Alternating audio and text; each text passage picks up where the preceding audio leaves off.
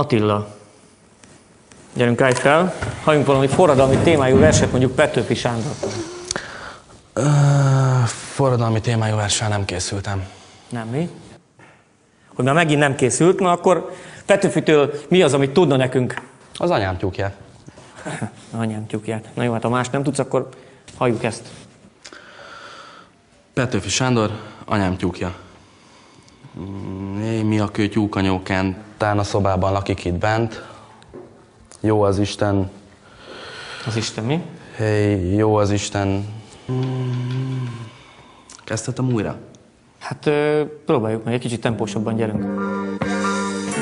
Mi a szitu tyúkanyó, de belepted a kanapét, de belaktad a szobám, a cuccait szanaszét. Jó az Isten, jó hát, kerülnek a gondok, szóval boldog lehetnél, hogy így felvitte a dolgod. 10-10 itt nekem szalad gáz föl és alá.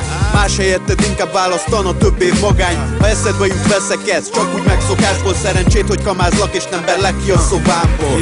Ez itt az édekel, mint a galambot etetlek, a szívem már csak is érted ver. Lehoznám a holdat is, de neked a pénzem kell. Élsz, mint egy királylány, ez nem egy mese, ébredj fel. És ráadásul tyúkanyó, a többi tyúktól úgy hallom, hogy már nem jó itt neked. Lehet jobb lenne a kutya ott. Itt parkolj vagy kirakom, ha szűrödette mi haszna. Úgy ezt, mint a többi tyúk, kikerülsz a piacra. Hegyez fület, fiammal, régi cserét vagy a háznál. A rapper legyen Viagra, csak kérlek ne agyázzál. Majd ezután is jó légy, hogy nyugodtan mondj jó ét. Hív a rímek osztálya, legyen tiéd a pálma, tiéd a pálya. Ej, mi a kő, micsoda nő? A ruhát lereppelem rólad, mielőtt reggel a nap feljön. Ezt vágja minden nagy muter, vágja minden kis fater. Ha van szöveged neked is, indulhat a Pilvaker. Indulhat a Pilvaker.